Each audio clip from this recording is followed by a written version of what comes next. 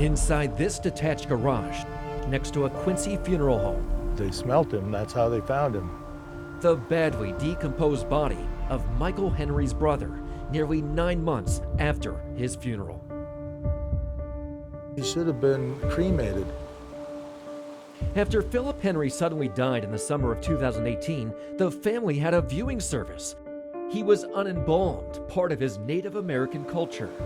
Furman's funeral home and crematorium was then to cremate Philip before a traditional Native American burial. But within weeks, tragedy rocked this quaint mountain town.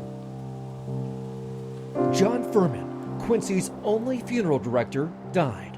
Everybody knows him, he's the family mortician. It rattled the town and Mike's family, who never got Philip's cremated remains. Where were they? Furman's surviving family members didn't know, nor did the Plumas County Sheriff's Coroner or the state. We just wanted him back. No answers through the winter, then spring, until Memorial Day weekend.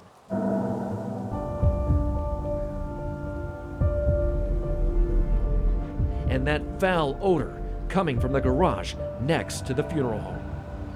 Inside, It was pretty horrific. Nobody looked in the freezer. That would have been one of the first places I would have looked besides the crematorium. the power had long been cut. That's what hurt the most, was them not even taking the time to even look to them to tell me that he wasn't there, that he was there the whole time. Plumas County Sheriff Coroner Greg Hagwood says Furman's surviving family members, who are not licensed funeral professionals, transferred the cases to another funeral home and somehow missed Philip's body. It's troubling, it's sad, it's really heartbreaking for the family. He says his department did not help with the transfer of remains because it falls under the State Cemetery and Funeral Bureau, the same agency Mike handwrote in February about the loss of his brother's ashes. But he says the investigator told him he closed the case because there were no records. You know, I thought it was pretty unprofessional. Why didn't he push to find out where they were? Every complaint is assigned to an investigator. Gina Sanchez, the head of the Funeral Bureau, declined our request for an interview.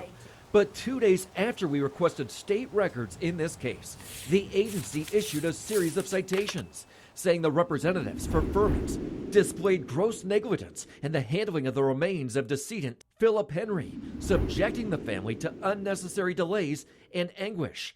And they failed to designate a licensed funeral director upon the death of John Furman. The sheriff coroner thinks the state should have been more aggressive. But I hope that if a situation like this presents itself again, that they respond a little more aggressively in a more timely manner. I just don't understand. Why not some compassion from them people?